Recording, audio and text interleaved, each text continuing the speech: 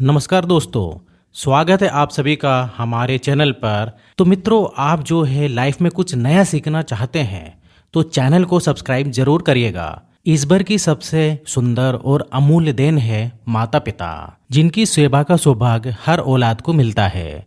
जिसने माता पिता की सेवा कर ली उसने चारों धाम कर लिए, और जिसने माता पिता को प्रताड़ित किया उनसे ईश्वर कभी प्रसन्न नहीं होते। आज की कहानी है बड़ी ही ज्ञानवर्धक कहानी है।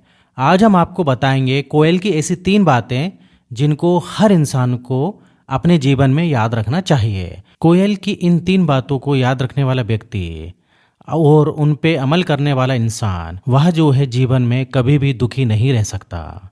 वो अपने जीवन में हर संकट को पार कर सकता है। किसी भी समस्या से वो बड़ी आसानी से लड़ सकता है। वो इंसान कभी भी अपने जीवन में दुखी नहीं हो सकता है। सदैव अपने परिवार का अच्छे से पालन पोषण कर सकता है।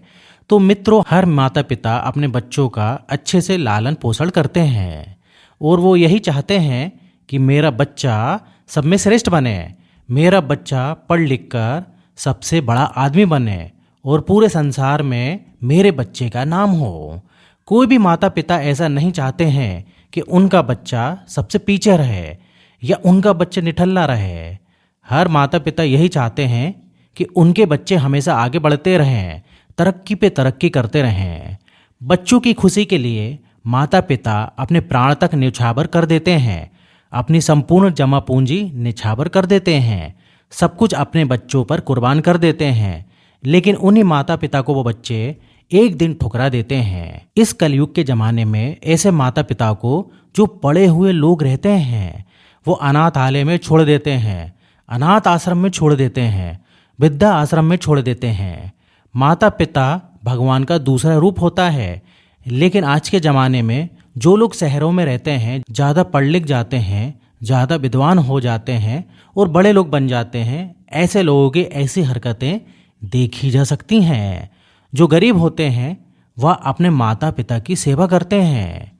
कुछ गरीब लोगों में भी ऐसे होते हैं जो अपनी पत्नी की बातों में आकर अपने माता पिता को ठुकरा देते हैं, अपने माता पिता से अलग रहने लगते हैं, अपने माता पिता को अलग खाना बनाने पर मजबूर कर देते हैं, और बुढ़ापे में बुजुर्ग माता पिता अलग खाना बनाकर खाते हैं। जिन्होंने अपने माता पिता को ठुकरा दिया है, ऐसे लोग इस कहानी को ज़रूर सुनें। हम चाहते हैं कि इस कहानी के माध्यम से उनको आत्मज्ञान हो और वह अपने माता पिता की सेवा करें। ये कहानी बताने से पहले आपसे ये गुजारिश है कि वीडियो को पूरा देखिएगा, क्योंकि अधूरी जानकारी, आधा अधूरा ज्ञान हमेशा घातक होता है। वीडियो को शेयर भी करें और चैनल को सब्सक्राइब करके बेल आइकन जरूर दबा दें। आते हैं कहानी पर। प्राचीन काल में एक जंगल में एक कोयल और उसका पति रहा करते थे। दोनों अपना जीवन बड़े सुख से बिता रहे थे। एक समय की बात है, कोयल गर्भधारण कर लेती है, गर्भवती हो जाती है। कुछ दिनों बाद कोयल का प्रसव का समय आ जाता है। कोयल अपने पति से कहती है कि मेरा प्रसव का समय नज़दीक आ गया है, तो आप किसी अच्छे घर का इंतज़ाम कीजिए, अच्छी जगह का इंतज़ाम कीजिए जहां हम हमारे बच्चों को जन्म दे सकें। जहां कोयल रहती थी उसी के पास एक साहूकार का घर था। साहूकार बहुत ही धनी था। उसके पास किसी भी चीज़ की कोई कमी नहीं थी, अन्न धन की कोई भी कमी नहीं थी। उस साहूकार का एक पुत्र था। बड़ी मुश्किलों से उस साहूकार को एक पुत्र की प्राप्ति हुई थी। अब उस साहूकार का लड़का बड़ा हुआ तो साहूकार ने उसकी अच्छी शिक्षा की और अच्छी परवरिश की।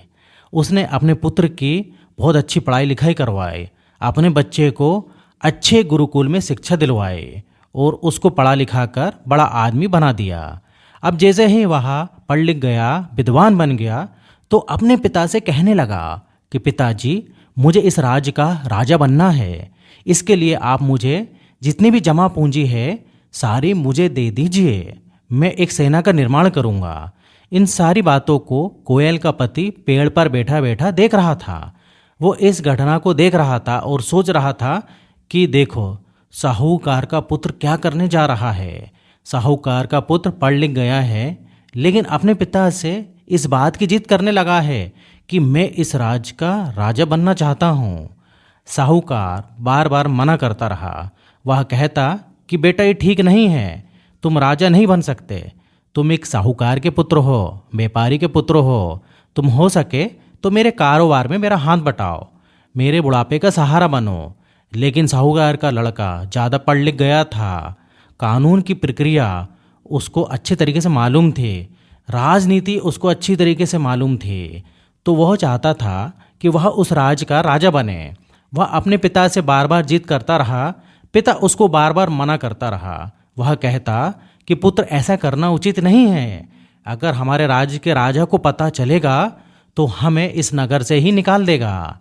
लेकिन साहूकार का पुत्र अपने पिता की बातों पर अमल नहीं करता। वह वही करना चाहता था जो उसका दिमाग कहता था। उसका दिमाग ये कहता था कि वह उस राज्य का राजा बने। साहूकार का पुत्र अपने पिता से जिद करने लगा और समय निकलते गया। वो रोज लड़ाई झगड़ा करता, रोज जिद करता और उसका पिता उसको बार बार समझाने की कोशिश करता। फिर काफ़ी समय निकल गया। अब साहूकार धीरे धीरे बुजुर्ग होने लगा। साहूकार में इतनी शक्ति नहीं थी कि अपने पुत्र का वह सामना कर सके। जैसे ही साहूकार धीरे धीरे बूढ़ा होने लगा और पुत्र जवान होने लगा, धीरे धीरे वह पुत्र अपने ही पिता से हाथापाई करने लगा और वह बार बार कहता कि तुम्हारी जितनी भी जमा पूंजी है सारी बेचकर सारा धन मुझे दे दो, मैं एक सेना का निर्माण करूंगा। साहूकार अब बूढ़ा हो चुका था, लेकिन फिर भी अपने पुत्र को बार बार समझाने की कोशिश करता रहा, लेकिन उसका पुत्र नहीं माना। वह अपने पिता से धीरे धीरे हाथापाई करने लगा, मारपीट करने लगा। इन सारी घटनाओं को कोयल का पति खुली आंखों से देख रहा था। कभी कभी तो वो लड़का अपने पिता को बुरी तरह मारता, बुरी तरह पीटता, लेकिन साहूकार जमा पूंजी अपने पुत्र को देने से मना करता। वह अपने पुत्र को समझाने की पूरी कोशिश करता और उसको सही रास्ते पे लाने की कोशिश भी करता, लेकिन उसका नीच पुत्र अपने पिता से लड़ाई झगड़ा करता, हर बार मारपीट पर उतर आता। एक दिन दोनों पिता पुत्र में जोरदार झगड़ा हो गया। पुत्र ने अपने पिता को ऐसी जगह मारा कि उसके पिता की मृत्यु हो गई। उसके बाद लड़के ने अपने पिता का दाह संस्कार भी नहीं किया। उसने अपने पिता की पूरी जो है जमा पूंजी को समेट लिया। फिर उसने एक सेना का निर्माण किया। फिर उसने उस राज्य के राजा से युद्ध करने की तैयारी करी। उधर पिता की लाश धीरे धीरे सड़ने लगी, गलने लगी, उस इलाके में बदबू फैलने लगी। लेकिन उस नीच पुत्र ने अपने पिता की लाश का दाह संस्कार भी नहीं किया। पिता की लाश को सड़ने के लिए छोड़ दिया। साहूकार की लाश धीरे धीरे कीड़े पड़ने लगे और वह लाश जो है खराब हो गई। उधर उस पुत्र ने उस नगर के राजा से युद्ध करने की तैयारी कर ली थी और राजा पर चढ़ाई कर दी। इस पूरी घटना को उस कोयल का पति अपनी आंखों से देख रहा था। उसने देख लिया था कि साहूकार का बेटा युद्ध में परास्त हो गया और राजा ने उसका सर धड़ से अलग कर दिया। जब कोयल की प्रसव का समय आ गया तो उसने अपने पति से कहा था कि अच्छी जगह का इंतजाम करना। तब कोयल का पति कोयल से कहने लगा कि प्रिय, पूत हमेशा कपूत होता है। इससे बेहतर तो यह है कि उसको जन्म ही ना दें। हो सकता है उस साहूकार की लड़के की तरह एक दिन ये भी हमारा अंत कर दे। इसलिए जन्म देने की इसको कोई ज़रूरत नहीं है। क्योंकि कोयल का पति साहूकार और उसके बेटे की दर्दनाक की कहानी अपनी आंखों से देख चुका था, इसलिए वह अपने बच्चे पैदा करने के खिलाफ हो गया। कहने लगा, हम दो हैं और दो ही रहेंगे। लेकिन कोयल अपने पति से कहने लगी कि पिया जी, माता कभी कुमाता नहीं होती है, माता की आत्मा होती है और माता सदैव अपने पुत्र को आगे बढ़ते देखना चाहती है। लेकिन कोयल का पति अपनी बात को दोहराता रहा कि पुत्र तो पुत्र होता है, सपूत नहीं कपूत होता है, इसलिए उसको जन्म देने की कोई आवश्यकता नहीं है। कोयल का पति कोयल से कहने लगा कि कितनी खुशी से हम जी रहे हैं, हम बागों में रहते हैं, अच्छे फल खाते हैं, संसार में जितने पक्षी हैं उन सबसे अच्छा भोजन हम ग्रहण करते हैं, और अगर हमारा पुत्र भी कपूत निकल गया तो हम क्या करेंगे? हमें दुख भरा जीवन जीना पड़ेगा। मुझ में वो सहन शक्ति नहीं है कि मैं सहन कर सकूं कि मेरा पुत्र कपूत निकल गया। ये मेरे से कदापि सहन नहीं होगा। कोयल ने अपने पति को बार बार समझाने की कोशिश की, लेकिन कोयल का पति अपनी जिद पर अड़ा रहा, कहने लगा कि मुझे किसी पुत्र की आवश्यकता नहीं है। किसी प्राणी का पुत्र कपूत निकल जाए उसका तो जीना ही बेकार हो जाता है, उसका जीवन बर्बाद हो जाता है। कोयल के पति ने बिल्कुल इनकार कर दिया था और किसी घर का इंतजाम नहीं किया था, कोई भी घोंसला नहीं ढूंढा था। कोयल बड़ी परेशान हो गई क्योंकि कोयल के प्रसव का समय बिल्कुल नज़दीक आ गया था। अब कोयल के पति ने धमकी दी, अगर तुमने अंडे दिए और पुत्र को जन्म दिया तो मैं तुम्हें छोड़ दूंगा या फिर तुम्हें जान से मार दूंगा। कोयल सोचने लगी कि मेरे पति मुझसे बहुत नाराज हैं और उनको पुत्र से बड़ी नफरत है, मैं करूं तो क्या करूं। कोयल ने सोचा कि माँ बनना हर माता का सुख होता है। हर माता चाहती है कि वो माँ बने, चाहे वो पशु पक्षियों की हो या फिर कोई स्त्री हो। हर नारी यह चाहती है कि वो माँ बने। नारी माँ नहीं बनती तब तो उसका नारी होना ही बेकार होता है। इसलिए हर नारी चाहती है कि वो माँ का सुख प्राप्त करे, माँ बने, कोई उनको माँ कहने वाला पैदा हो। यही सोचकर कोयल उड़कर वहाँ से दूर चली गई। दूर जंगल में पहुँचने के बाद जब उसका प्रसव का समय बिल्कुल नज़दीक आ गया तब उसने मन में विचार किया, अगर मैं घोंसला बनाकर अंडे देती हूँ, उनकी रक्षा करती हूँ तो मेरे पति को पता चल जाएगा, तो वह अंडे को फोड़ देगा, अंडे को नीचे गिरा देगा।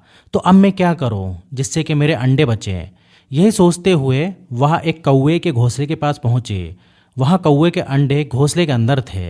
कोयल ने चालाकी से कौवे को अंडे को नीचे गिरा दिया और खुद अपने अंडे वहाँ पर दे दिए और फिर कुछ दूरी पर जाकर अपने अंडों को निहारने लगी और वह सोचने लगी कि एक दिन मेरा पुत्र मुझे माँ कहेगा और मैं माँ बनने का सुख प्राप्त करूंगी।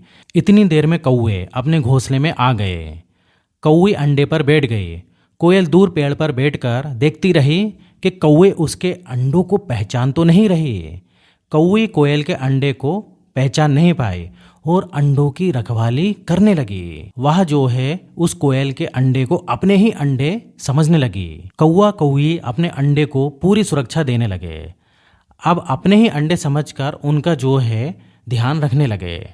कोयल उड़कर वहाँ से अपने पति के पास आ गई।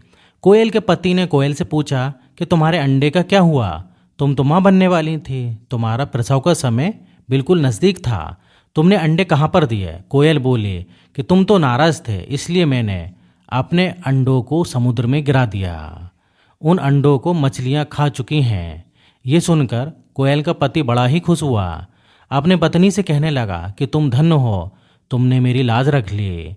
कोयल के पति को ये नहीं मालूम था कि कोयल के अंडों को कौवे संभाल रहे हैं। कोयल कौवे के घोंसले में अपने अंडों को रखकर आई है। उधर जब वो अंडे पक गए तब उनमें से कोयल के बच्चे निकले। धीरे धीरे बच्चे बड़े हो गए। कोयल कभी भी अपने बच्चों का लालन पालन नहीं करती है और ना ही कोयल का पति करता है। कोयल के अंडों को सिर्फ कौवे संभालते हैं। कौवे ही उनका लालन पालन करते हैं और जब वे बड़े होते हैं तब वे भी कोयल जैसे व्यवहार करते हैं। कहानी इधर ख़त्म होती है। किसी ने चाय पिलाई हो तो उसका उपकार हम नहीं भूलते, तो हम माँ बाप का उपकार कैसे भूलें। जो लोग अपने माता पिता की सेवा नहीं करते हैं वह अपने माता पिता की सेवा जरूर करें। अगर आप अपने माता पिता की सेवा नहीं करोगे तो तुम्हारी होने वाली संतान भी तुम्हारी सेवा नहीं करेगी। ये कटु सत्य है। गलत फहमी में मत रहना कि तुम्हारी संतान ही तुम्हारी सेवा करेगी, वह कभी भी नहीं करेगी। जैसा कि तुम करोगे वैसा ही तुमको भुगतना पड़ेगा। यदि तुम अपने माता पिता को अनाथ आश्रम पर छोड़कर आते हो, वृद्धा आश्रम में छोड़ के आते हो, तो एक दिन ऐसा आएगा कि तुम्हारे बच्चे भी तुम्हें वृद्धा आश्रम में छोड़कर आएंगे और अनाथ आश्रम में छोड़ के आएंगे और तुम्हारा जीवन भी वैसा ही व्यतीत होगा जैसे तुमने तुम्हारे माता पिता के साथ करके रखा था। अगर तुम अपना भविष्य सुधारना चाहते हो, अपना बुढ़ापा सुधारना चाहते हो, तो अपने माता पिता की जितनी हो सके उतनी सेवा करें ताकि तुम्हारा जन्म भी सफल हो सके। माता पिता भगवान से कम नहीं होते हैं। माता पिता अगर भगवान नहीं हैं तो भगवान से कम भी नहीं है। ईश्वर ने भी माता पिता का स्नेह पाने के लिए धरती पर जन्म लिया, जबकि इंसान को ये अमूल्य संपत्ति जन्म लेते ही मिल जाती है। लेकिन भाग्यशाली वो होते हैं जो अपने माता पिता का मोल संभल कर उनका जो है सेवा कर सकें, और अभागी वो होते हैं जो माता पिता को सम्मान और प्यार देने के बजाय उनकी उदाहरणा करते हैं। अगर अपनी माता पिता की सेवा नहीं करोगे तो तुम्हारी होने वाली संतान तुम्हारी भी सेवा नहीं करेगी। इसलिए हो सके जितनी अपने माता पिता की सेवा करें। माता पिता के चरणों में ही जन्नत होती है। उम्मीद करता हूँ कि आपको कहानी पसंद आई होगी। ऐसे ही अच्छी सीख दिलाने वाली कहानियाँ सुनने के लिए आप हमारे चैनल को सब्सक्राइब करें, बेल आइकन को प्रेस करें। धन्यवाद।